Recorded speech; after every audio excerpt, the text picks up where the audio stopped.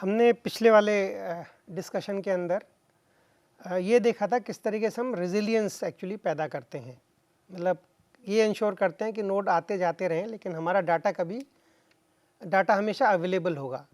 तो ऐसा हमने किया था मल्टीपल कॉपीज़ को मेंटेन करते हुए। ठीक है, तो अब हम फिर वापस वहाँ पर आते हैं, वॉइस ओवर आईपी कॉल को कैसे सेट किया जाए। तो इसमें हम देखेंगे किस तरीके से क्या मैसेज ट्रांसफ़र होते हैं और उसके बाद एक समस्या आती है मैसेज को कैसे एनकोड करेंगे। तो हम अपना सिस्टम बना रहे हैं उसके अंदर एक अलग तरीके से यूज़ किया, इसको कई तरीके से किया जा सकता है, लेकिन जो मेथड हम लोग यूज़ कर रहे हैं उसको हम बोलते हैं TLV। TLV का मतलब होता है टाइप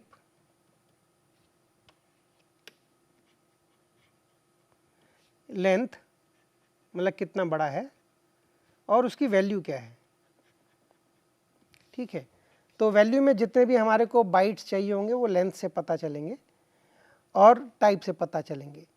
टाइप और लेंथ की एनकोडिंग हमेशा इस तरीके से की जाती है जिससे कि ये वेरिएबल लेंथ हो पाए, कि आज मेरे पास ऐसा नहीं है कि मेरे पास खाली 255 या 256 पॉसिबिलिटीज़ ही एग्जिस्ट करेंगी तो मैं 8 बिट के अंदर काम चला लूँगा, ऐसा कुछ हो नहीं सकता। कई बार हो सकता है ज़्यादा भी हो, तो मेरे फ्लेक्सिबिलिटी मेंटेन करने के लिए हम इसको दूसरे तरीके से एनकोड करते हैं, तो हम उसके बारे में भी जानेंगे।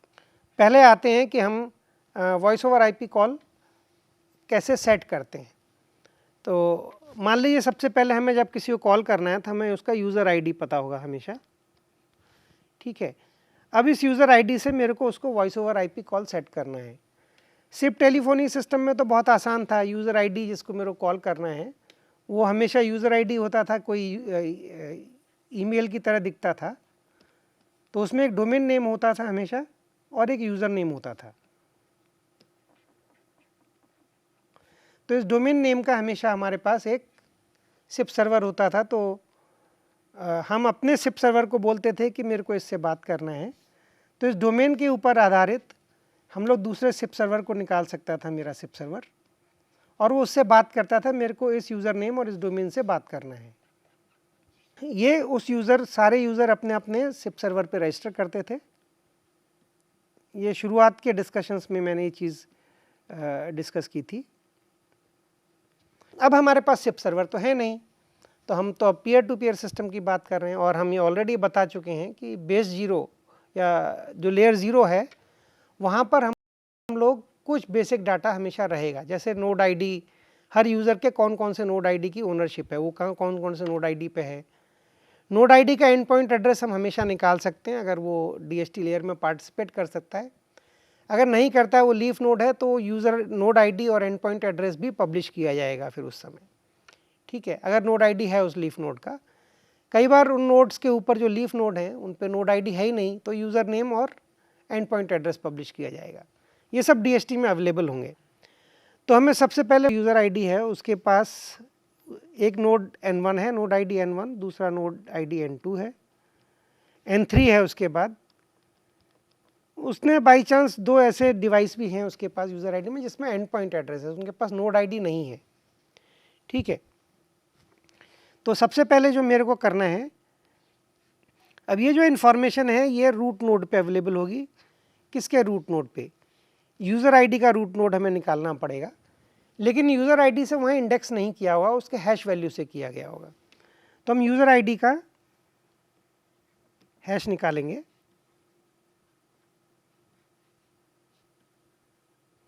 इसको हम हैश आईडी बोल सकते हैं, लेकिन इस हैश आईडी को सर्च किस नोड पे करेंगे?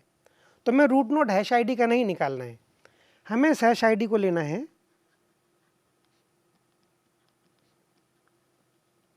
और इसकी कॉपी 0 पे हम ट्राई करते हैं पहले, क्योंकि जो पिछली बार हमने डिस्कस किया था रेजिलियंस मैकेनिज्म, तो उसके आधार पे कई रूट नोड होंगे इसमें।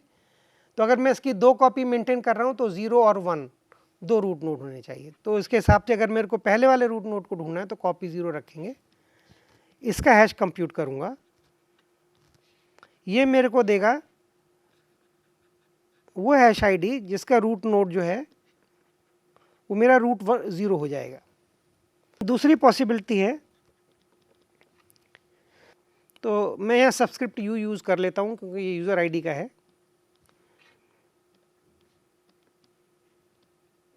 ये भी मैं इस्तेमाल कर सकता हूँ, इसका भी हैश करूँगा तो मेरे को हैश आईडी 0 है, ये हैश आईडी 1 मेरे को मिल जाएगा। इसका जो रूट नोड होगा वो रूट 1 होगा। तो इस रूट नोड पर भी और इस रूट नोड पर भी मेरे को एंट्री मिल जाएंगी। ठीक है, हम मान लीजिए इसके हमने पहले वाले को किया, हम रूट 0 नोड को कनेक्ट किए, तो हमने रूट 0 को कनेक्ट किया। तो जब हम लोग मान लीजिए हम पहले सबसे पहले हम कॉपी 0 से हम कंप्यूट करते हैं, तो उसका हैश निकाला तो हैश आईडी 0 आया। अब यहाँ दो मेथड होते हैं।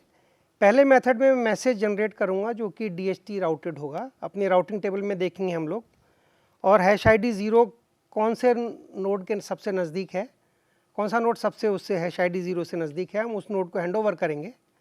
तो हम यहाँ पहुँचेंगे, ये ऐसे ही करते जाएंगे, अल्टीमेटली हम एक जगह पहुँचेंगे जहाँ पे वो नोड ही सबसे नज़दीक होगा उस हैश आईडी 0 से, वो हुआ उसका रूट नोड। ठीक है, तो हम इसमें दो तरीके से भेज सकते हैं। पहले में हम लोग जो मैसेज भेज रहे हैं उसमें सोर्स नोड आईडी डाल देंगे, जिसने क्वेरी को शुरू किया उसका एंड पॉइंट एड्रेस भी डाल सकते हैं, और उसके बाद हमने क्या मैसेज भेज रहे हैं। तो जनरली इसमें दो मेथड हैं, एक है क्वेरी में मैं खाली हैश आईडी 0 डाल सकता हूँ। ठीक है, तो हैश आईडी 0 में ये क्वेरी हो सकती है कि रूट नोड का एंड पॉइंट एड्रेस में क्वेरी कर रहा हूँ, तो इसको हम बोलते हैं एंड पॉइंट एड्रेस क्वेरी।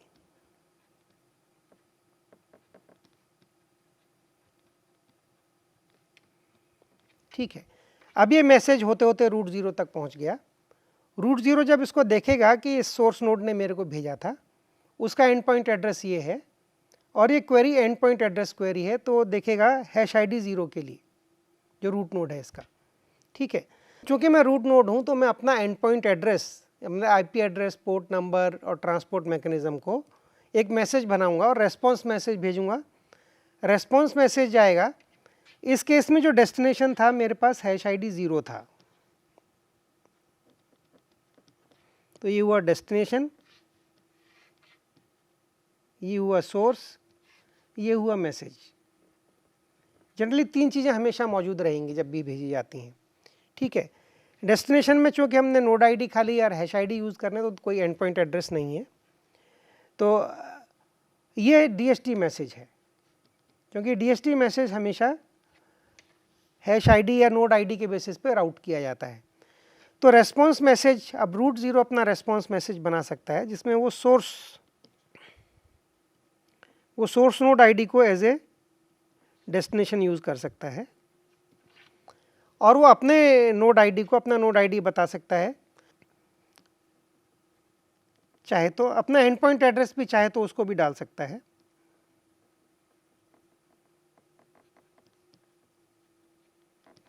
और ये बताएगा मैं रेस्पॉन्स किस चीज़ के लिए कर रहा हूँ, तो बोलेगा कि रेस्पॉन्स जो है ये आया है कि मेरे पास जो क्वेरी आई थी हैश आईडी के लिए, हैश आईडी 0 के corresponding and point address query का है।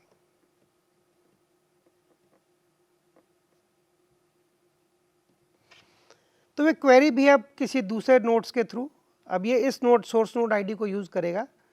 जनरली सेम पाथ नहीं होता है जब तक कि हम लोग सिमेट्रिक DHT ना हो, वो खाली कैडेमिया में होगा ऐसा।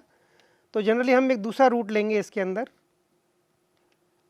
दूसरे नोड से होते हुए अल्टीमेटली इसी नोड के ऊपर वापस रेस्पॉन्स पहुंच जाएगा, तो वो उसको एनालाइज करेगा। अब इस नोड आईडी और एंड पॉइंट एड्रेस से तो कुछ पता नहीं चलता है क्यों आया है मेरे पास, तो मेरे को यहाँ पे रेस्पॉन्स किस चीज़ का ये देखना पड़ेगा, रेफरेंस, मैं किस क्वेरी के रेस्पॉन्स में मैसेज आया है, क्योंकि ये इंडिपेंडेंट मैसेज है। वहाँ पे देखेंगे हैश आईडी 0 के लिए मैंने एंड पॉइंट एड्रेस क्वेरी भेजी थी, ये मेरी क्वेरी थी, इस क्वेरी का रेस्पॉन्स में आया है, तो मेरे को ये एंड पॉइंट एड्रेस मालूम है। तो इसके बाद ये नोड अब सीधे इसको कम्युनिकेट कर सकता है, क्योंकि अब मेरे पास एंड पॉइंट एड्रेस मौजूद है, और ये उसको बोल सकता है कि अब मेरे को आप अपने पास से ये जो हैश आईडी है U है, इसके कॉरस्पॉन्डिंग मैच करती हुई सारी एंट्रीज दे दीजिए, ये क्वेरी उससे मांग सकता है। एक मेथड ये है, इसमें DHT राउटिंग में ओवरहेड बहुत कम होगा, मैसेज का साइज छोटा हो जाएगा, क्योंकि अधिकतर मैं हैश आईडी भेजता हूँ और एंड पॉइंट नोड आईडी या तो मांगता हूँ या एंड पॉइंट एड्रेस मांगता हूँ। तो मेरे को रूट नोड से फिर मैं सीधे बात करता हूँ और जो भी मेरे को ट्रांजैक्शन करनी है वो मैं करता हूँ उसके साथ। दूसरे मेथड में ये पॉसिबल है कि मैं पूरी की पूरी कॉपी जो है ये वाला मैं ना करूँ, मैं वहाँ पर अभी भी हैश आईडी 0 रखूँगा, सोर्स नोड आईडी और एंड पॉइंट एड्रेस दोनों डालूँगा और क्वेरी के अंदर क्वेरी का जो हैश आईडी 0 है ऑलरेडी डेस्टिनेशन में डाल दिया है मैंने। यहाँ पे एंड पॉइंट एड्रेस क्वेरी की जगह पे मैं खाली अब लिखता हूँ is a indexing manager query. ठीक है, इंडेक्सिंग मैनेजर क्वेरी में मैंने उसको बोला कि मेरे को हैश आईडी यू से मिलती हुई सारी चीज़ें चाहिए। तो ये क्वेरी अब इस तरीके से रूट होते हुए यहाँ पर जाएगी। ये नोड को जब मिलेगा तो उसको ढूंढने पे मैसेज मिलेगा, मैसेज ये है ये हरे वाला। ठीक है, ये मैसेज मिलेगा, ये तुरंत अपने डाटाबेस में जाएगा, इंडेक्सिंग डाटाबेस में हैश आईडी यू से जितनी भी एंट्री मैच करती हैं उन एंट्रीज़ को निकालेगा, उनका मैसेज फॉर्म करेगा और रेस्पॉन्स के अंदर यहाँ पे ये बताएगा ये रेस्पॉन्स किस चीज़ के विषय में आया है। ये रेस्पॉन्स बोलेगा ये IAM क्वेरी थी मेरे पास जो आई थी, इस क्वेरी का आर्गुमेंट हैश आईडी यू था और ये उसका पूरा रेस्पॉन्स है। तो की वैल्यू पेयर्स जितने हैं, अब उसकी एनकोडिंग कैसे करते हैं उस पर हम अभी आएंगे, उन सबको यहाँ पे लिस्ट करेगा और अपना नोड आईडी डालेगा, एंड पॉइंट एड्रेस भी डालेगा। ये एडिशनल इन्फॉर्मेशन है कि अगली बार जब ट्रांजैक्ट करना हो तो इसे सीधे भी कर सकता है आगे। तो कुछ जनरली हम लोग इस तरीके से नई चीज़ें सीखते रहते हैं, नोड आईडी और एंड पॉइंट एड्रेस, ये जो भी हम सीखते हैं उससे हम राउटिंग टेबल को भी ऑप्टिमाइज़ करते हैं। जनरली हम नहीं करते हैं क्योंकि वो हमेशा राउटिंग टेबल मैसेजेस के थ्रू करना ही इंपॉर्टेंट होता है, क्योंकि हर लेयर के लिए सेपरेट राउटिंग टेबल होती है। इस मैसेज में ये नहीं पता चल रहा है कौन सी लेयर को बिलोंग करता है, कौन कौन सी लेयर को सब्सक्राइब करता है, इसलिए इसको इस्तेमाल नहीं करते हैं, बट हम एक लोकल कैश में रख सकते हैं। तो जब भी हमें क्वेरी करनी होती है तो हम चाहें तो इसके थ्रू भी कर सकते हैं। बेस लेयर के लिए खास तौर पे इस्तेमाल किया जा सकता है, बेस लेयर के अलावा और किसी लेयर में हम नहीं इस्तेमाल करते हैं इसको। और ये डेस्टिनेशन ये हो गया हमारे पास, और यहाँ पे जिस नोड को हमें भेजना है तो सोर्स नोड आईडी को हम एज ए डेस्टिनेशन करके हम इसको एज ए DHT मैसेज भी राउट कर सकते हैं जो कि यहाँ से घूम के आएगा। ठीक है, तो ये DHT के थ्रू क्वेरी गया, DHT के थ्रू वापस आया। एक मेथड में हमने खाली एंड पॉइंट एड्रेस ढूंढा, सीधे बातचीत की और सीधे वापस मैसेज आया। ये जो पहले वाला मेथड है ये कहीं ज़्यादा फास्ट होता है, कहीं ज़्यादा तेज होता है। तो हमारे इम्प्लीमेंटेशन में इस मैसेज को इस्तेमाल किया, जबकि दोनों मेथड एक साथ काम कर सकते हैं। तो प्रोटोकॉल डिज़ाइन में इस चीज़ को टेक केयर किया जा सकता है। हमारे पास N1 की वैल्यू हमारे को मिल जानी चाहिए, N2 की वैल्यू, क्योंकि ये सारी की सारी हैश आईडी यू से इंडेक्स की गई होंगी। ठीक है, और इसके अंदर साथ में यूज़र आईडी भी मेंशन्ड होगा जो ईमेल आईडी है डेस्टिनेशन का। N3 होगा, इसके अलावा उनके डायरेक्टली जो एंड पॉइंट एड्रेस हैं वो वाले एंट्री भी आएंगी हमारे पास, एक सर्टिफिकेट की एंट्री भी आएगी। ठीक है, अब मेरे पास ये सारी वापस एंट्री उस मैसेज में आ गई, तो अब मेरे को क्या करना है, अब हम यहाँ दो चीज़ें कर सकते हैं। अगर एक ही फ़ोन होता, दूसरे का एक ही डिवाइस होता तो सीधे मैं उसको बात कर लेता। तो यहाँ पे हम वो फंक्शनलिटी इम्प्लीमेंट करते हैं जो कई एक्सचेंज में होती है।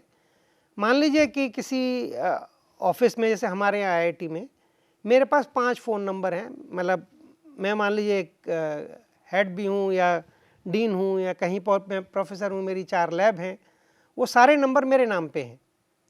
तो जब आप मेरे को कॉल करना चाहते हैं तो जब भी आप कॉल करेंगे मेरे को, वो सारे नंबर पे कॉल रिंग बजेगी। मैं जिस भी जगह पर होऊंगा मैं नंबर को उठाऊंगा और मैं आपसे बात कर सकता हूँ। तो आपको ये नहीं ढूंढना पड़ता मेरे को 5 जगह बार बार नंबर डायल नहीं करना पड़ेगा। ठीक है, एक ये फैसिलिटी होती है। एक फैसिलिटी होती है मैं पहले नंबर पे डायल करता हूँ, अगर वो कुछ मिनट के अंदर वो कॉल नहीं उठती है तो ऑटोमेटिकली दूसरे वाला नंबर रिंग करने लगता है, वो भी नहीं उठता, तीसरे वाला नंबर रिंग करने लगता है। इस तरीके से पांचों नंबर रिंग करने लग जाएंगे कुछ समय के बाद, एक एक करके जो बेसिकली जो रिंगिंग है वो ट्रांसफ़र होती जाएगी। ठीक है, कॉल रिंगिंग को ट्रांसफ़र करना बोलते हैं इसको। तो जहाँ पर भी मेरे को रिंग सुनाई देगी मैं वहाँ से कॉल उठाऊंगा और आपसे बात कर सकता हूँ।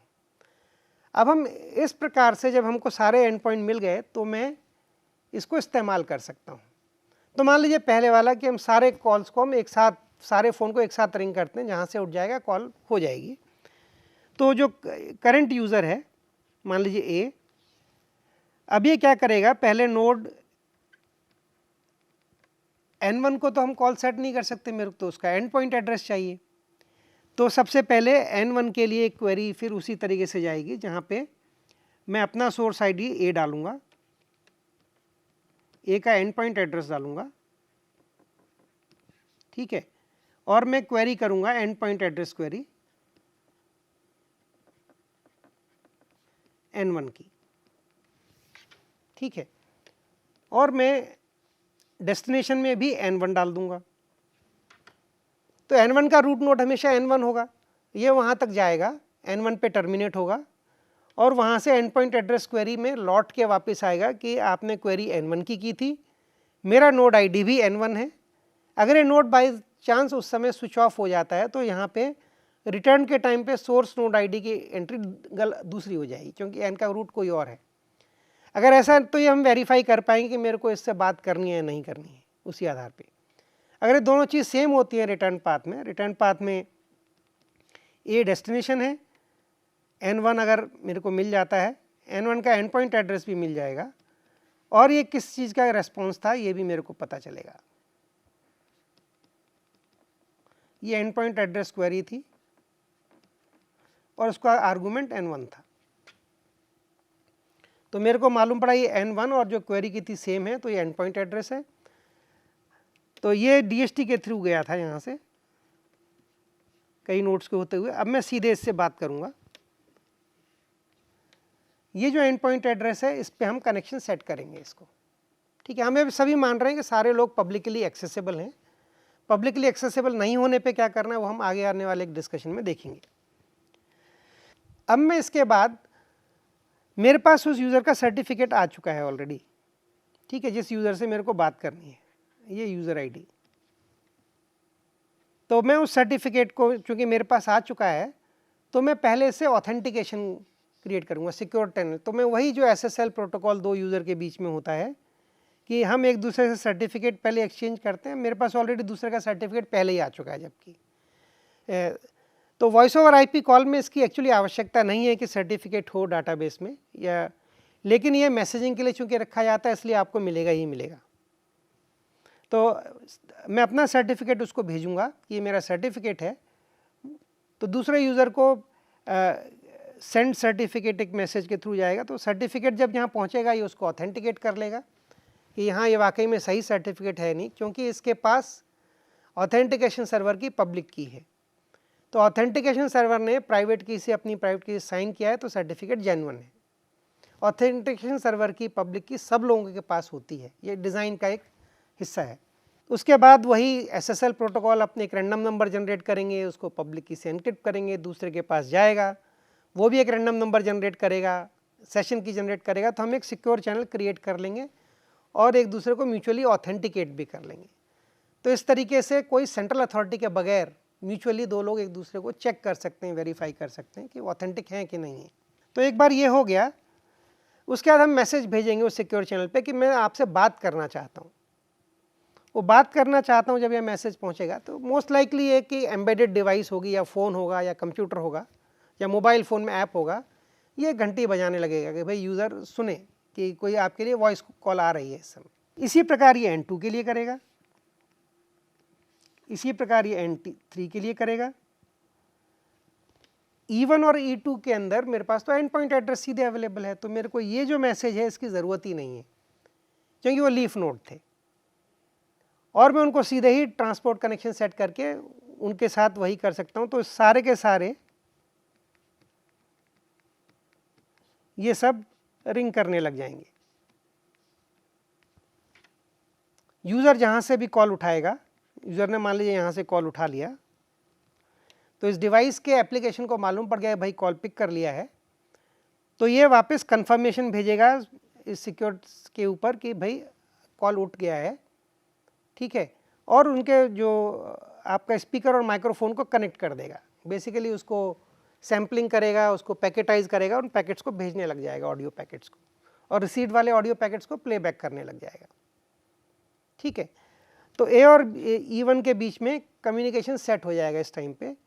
ए उसी समय तुरंत इन सबको मैसेज भेजेगा कि कॉल सेटअप हो गई है, अभी आप अबॉर्ट कर दो इसको, ठीक है। तो ये सारे कनेक्शन अबॉर्ट हो जाएंगे, इन कनेक्शंस की अब ज़रूरत नहीं रहेगी, और ए और बी के बीच में voice over IP call setup हो जाएगी, ठीक है। ये एक मेथड हुआ। दूसरा मेथड ये पॉसिबल है कि ए ने पहले N1 को भेजा, तो ये प्रायोरिटाइज लिस्ट भी हो सकती है, किस प्रायोरिटी के अंदर आपको अटेम्प्ट करना है। तो आपने बोला कि पहले N1 पे कोशिश करते हैं, N1 पे कॉल भेजी, रिंगिंग गया, 2 मिनट में कोई कॉल सेटअप नहीं हुई, तो आपने उसको डिसमेंटल किया, फिर आपने N2 पे ट्राई किया। तो ये ए करता रहेगा बार बार से, जहाँ से भी कॉल उठ जाएगी वहाँ पे वो बात करने लग जाएगा, बाकी को डिसमेंटल कर देगा। अगर सब पे कॉल सेटअप नहीं हो पाई तो बोलेगा भाई कॉल सेटअप नहीं हो सकती, रिमोट वाला यूज़र पिकअप नहीं कर रहा है, ठीक है। तो इस तरीके से कॉल सेटअप हो जाएगी, और call forwarding, simultaneous call pickup, ये सारी फंक्शनलिटीज हम इस तरीके से इम्प्लीमेंट कर सकते हैं। अब आते हैं इन मैसेज को कैसे एनकोड करेंगे इसके ऊपर। तो हम जो मैं TLV फॉर्मेट की बात कर रहा था, इस पे आते हैं। तो मैं बहुत सारी वैल्यू, जैसे हमने बोला सोर्स नोड आईडी डालना है मेरे को, सो टाइप हुआ source node ID. Source node ID कितनी लेंथ का है, मेरे पास मान लीजिए 160 बिट वाला मैं यूज़ कर रहा हूँ, तो 20 बाइट का होगा, ये लेंथ है। हो सकता है कि किसी सिस्टम में हम 4096 का हम यूज़ करने लग जाएं, बिट्स का यूज़ करने लग जाएं, तो उस टाइम पे मेरे पास इसको 8 से विभाजित कर लेंगे तो उतने बाइट्स की ज़रूरत पड़ेगी, 512 बाइट्स की ज़रूरत पड़ जाएगी, ठीक है। तो मैं इसको एनकोड कैसे करूँगा, तो सोर्स नोड आईडी, फिर इसके बाद वैल्यू, यहाँ पे एक्चुअली लेंथ होगी, तो ये वेरिएबल लेंथ फील्ड है टोटल। तो पहले केस में सोर्स नोड आईडी में जो भी टाइप्स हैं हम अपने डॉक्यूमेंटेशन में डिफाइन करते हैं कि सोर्स नोड आईडी के लिए हम लोग यूज़ करेंगे, मान लीजिए 1 0 0 0 0, ये 4 हो गए, ये हमने सोर्स नोड आईडी के लिए एक आइडेंटिफायर आइडेंटिफाई कर लिया। ये पैटर्न अब सब लोग इसी को मानना है, क्योंकि सब लोग मेरा लिखा हुआ एप्लीकेशन इस्तेमाल करेंगे पीयर टू पीयर में, एक ही यूज़र का, तो जो मैं डिफ़ाइन करता हूँ मेरे सारे एप्लीकेशंस उसी चीज़ तरीके से समझेंगे उस भाषा को। तो ये इसके लिए हो गया। लेकिन मान लीजिए ये तो इस तरीके से करता हूँ तो मेरे पास खाली 7 पॉसिबल बिट्स ही होते हैं, तो 127 या 128 पॉसिबल पैटर्न्स को मैं आइडेंटिफाई कर सकता हूँ। अगर ये पैटर्न ज़्यादा हो जाए तो source node ID, destination node ID, and point address, तो मैं टाइप्स को डिफाइन कर रहा हूँ, कितने टाइप ऑफ डाटा एलिमेंट्स हो सकते हैं, बेसिक टाइप्स, ठीक है। तो जब वो 128 से ऊपर हो जाएंगे तो क्या करेंगे, तो उस केस में हमेशा जो लास्ट ये जो सीक्वेंस है, हम एक मेथड यूज़ करते हैं, ये मल्टी बाइट फील्ड है, ये इसके कई बाइट्स की फील्ड हो सकती हैं। जो आखिरी बाइट होगी इस फील्ड की, हमेशा उसका हाईएस्ट मोस्ट सिग्निफिकेंट बिट 1 होगा, और उससे पहले के सबका 0 होगा। ये इसका चूंकि पहले वाला बिट ही 1 था, तो वो 1 बाइट की फील्ड है। ये मैंने 3 बाइट की फील्ड डिफाइन की। यहाँ पे मेरे को 7 बिट यहाँ पर, 7 बिट यहाँ पर और 7 बिट यहाँ पर, तो 21 बिट का मैं स्पेसिफिकेशन, तो 2^21, 2 की पावर 21, इतनी पॉसिबल पैटर्न्स को मैं आइडेंटिफाई कर, न्यूमरेट कर सकता हूँ। तो जनरली 1 या 2 बाइट के अंदर सफिशिएंटली हम लोग, इनफैक्ट तो हमें 1, 2 या 3 बाइट की फील्ड्स के अंदर ही हम पूरे को कैप्चर कर सकते हैं, ठीक है।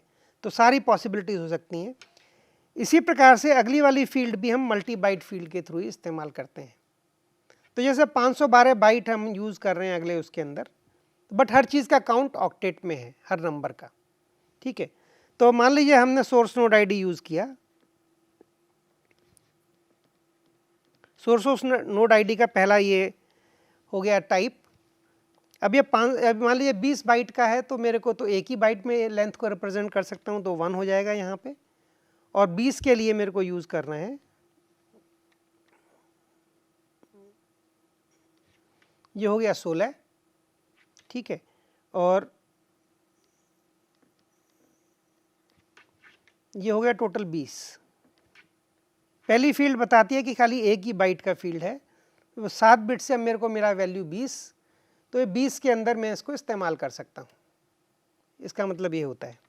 तो इसके बाद मेरे पास 20 बाइट्स होंगे और मेरी पूरी फील्ड पूरी हो जाएगी रिप्रेजेंटेशन। अगर 512 बाइट का होता तो मैं 1000001 ये बताता कि ये सोर्स नोड आईडी है। अब चूंकि 512 बाइट का है, 512 तो इसमें रिप्रेजेंट नहीं हो सकता, 127 तक ही जा सकता है, तो पहली वाली फील्ड को हम 0 कर देंगे, ठीक है। दूसरे वाले बाइट की फील्ड को 1 कर देंगे, ठीक।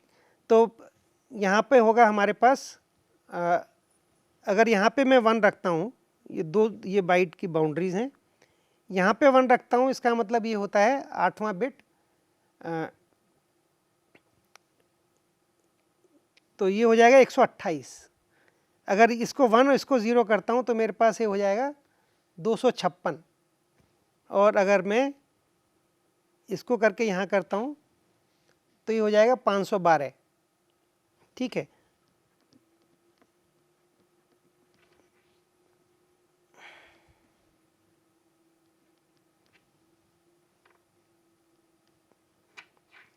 ये दोनों मिला के 2 मल्टीबाइट फील्ड हैं जिनकी वैल्यू आती है 512, ठीक है। तो 512 बाइट्स का ये फील्ड होगी। इसके बाद मेरे पास 512 बाइट्स होंगे, ये टोटल मेरा अब नया रिप्रेजेंटेशन हो गया। तो हम वेरिएबल लेंथ फील्ड्स को इस्तेमाल करते हैं सारी चीज़ों को एनकोड करने के लिए। तो जैसे एक एग्जांपल लेता हूँ मैं, यहाँ पर आते हैं, तो मैंने जैसे हैश आईडी चूँकि मेरे को मालूम है, हैश आईडी के लिए मेरे को एक टाइप देना पड़ेगा, टाइप क्या होगा, ठीक है। और तो हैश आईडी का टाइप हम डिफाइन करेंगे, तो जनरली ये एक बाइट के अंदर ही ये रिप्रेजेंटेशन आ जाती है। और अगर हैश आईडी पूरे मेरे सिस्टम में वेरिएबल लेंथ नहीं है, फिक्स लेंथ है, और पहली फील्ड होगी हमेशा जब भी डीएसटी मैसेज राउट करना है, तो हैश आईडी हमेशा पहली की पहली, हमारे केस में 160 बिट की है, जो हुए 20 बाइट्स, हाँ 20 बाइट्स हुए ये, या 40 निबल्स जो होते हैं। तो हैश आईडी के बाद तो पहले मैसेज के अंदर ये चला गया। इसके बाद जो मेरे को क्या भेजना है, इसके बाद मेरे को भेजना है, हाँ अगर मैसेज को हम भेजें तो डेस्टिनेशन हैश आईडी। इसके बाद अगर हम पीछे देखते हैं हमने मैसेज में क्या भेजा था, हमने सोर्स नोड आईडी को भेजना था, एंड पॉइंट एड्रेस को भेजना था, और उसके बाद क्वेरी को भेजना था, ठीक है। तो हर उसके लिए मेरे को टाइप लेंथ वैल्यू ऐसे करके पूरा मैसेज बनाएंगे जिसको हम डिकोड कर सकते हैं सर्वर पे। अब आते हैं स्टोर करने के लिए। आप जब डाटाबेस में स्टोर करते हैं वहाँ पे भी हमें इस चीज़ को केयरफुली रखना पड़ता है। तो डाटाबेस में पहली फील्ड हमेशा फिक्स होती है जिससे हम इंडेक्सिंग करते हैं। तो इंडेक्सिंग मैनेजर में पहली हमेशा हैश रेंज के अंदर होगी, तो 160 बिट की फील्ड होगी, उसके बाद डाटा होगा, ठीक है। तो मेरे को बाउंड्रीज चूंकि चाहिए होती हैं कि मैं उन सबको तोड़ के उनको मैं पार्स कर सकूं, उनको उनमें से पता लगा सकूं कौन सी इंफॉर्मेशन है। तो पहले फॉर एग्जांपल यूज़र आईडी होगा। User ID variable length field है, हर किसी का यूज़र नेम अलग अलग नंबर ऑफ बिट्स या बाइट्स होंगे उसमें। तो यूज़र आईडी के लिए हम जो रखेंगे, तो यूज़र आईडी में पहला मैं टाइप रखूँगा, उसकी लेंथ कितनी है, और यूज़र आईडी की वैल्यू यहाँ पे फिर रखूँगा। तो मैं इसकी बाउंड्री निकाल सकता हूँ, फिर मैं अगली फील्ड को पार्स कर सकता हूँ। अगली फील्ड होगी नोड आईडी, उसकी लेंथ कितनी है, एक्चुअल नोड आईडी की वैल्यू, ठीक है। अब चूंकि हम इसमें डिजिटल सिग्नेचर्स भी करते हैं कि कोई भी यूज़र किसी और के नोड आईडी को अपना नोड आईडी ना बताए, ठीक है। तो मैं अपने नोड आईडी को किसी और यूज़र के आईडी के नाम पे ना डाल पाऊँ, मैं खाली अपने नाम पे ही डाल सकता हूँ। तो मैं किसी और के नोड आईडी को अपने नाम पे डाल सकता हूँ, बट किसी और के यूज़र आईडी के ऊपर अपने नोड आईडी को नहीं डाल सकता हूँ। तो कि उस केस में क्या हो सकता है कि मैं किसी और का रूप लेके बात करने की कोशिश कर सकता हूँ। ऑफ कोर्स चूँकि हम लोग SSL प्रोटोकॉल यूज़ कर रहे हैं, म्यूचुअली ऑथेंटिकेट करते हैं, उस समय ये एक्चुअली फेल हो जाएगा। तो बट ये सेफ्टी है जो हमारे पास ऑलरेडी है। तो उस केस में यहाँ पे डिजिटल सिग्नेचर टाइप होगा। एक डिजिटल सिग्नेचर की लेंथ कितनी है और एक्चुअल डिजिटल सिग्नेचर कितना है। ये डिजिटल सिग्नेचर की वैल्यू जो होगी ये इनके ऊपर सिग्नेचर किए जाएंगे, ठीक है।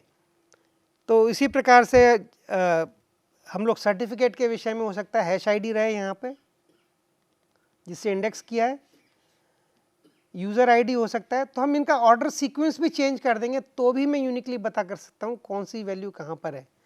किसी ऑर्डर में रखने की ज़रूरत नहीं क्योंकि मैं टाइप स्पेसिफाई कर रहा हूँ, ऑर्डर पे टाइप डिपेंडेंट नहीं है इस केस में। तो ये फ्लेक्सिबिलिटी मेंटेन करने के लिए हमने इस वाले सिस्टम को अपनाया है, ठीक है। तो इसी प्रकार एंड पॉइंट एड्रेस के लिए होगा। सो इस तरीके से हमने इस पूरे सिस्टम को डिज़ाइन किया है कि ये फ्लेक्सिबल हो जाए और इस तरीके से हम voice over IP call setup करते हैं। तो इस लेक्चर को, इस डिस्कशन को मैं यहीं पे रोकता हूँ। अगले डिस्कशन में हम देखेंगे कि कॉन्फ्रेंस कॉल कैसे सेटअप की जाती है और उसमें जो DHT layering, multi layer DHT जो है, उस कॉन्सेप्ट को हम किस तरीके से इस्तेमाल करते हैं। धन्यवाद।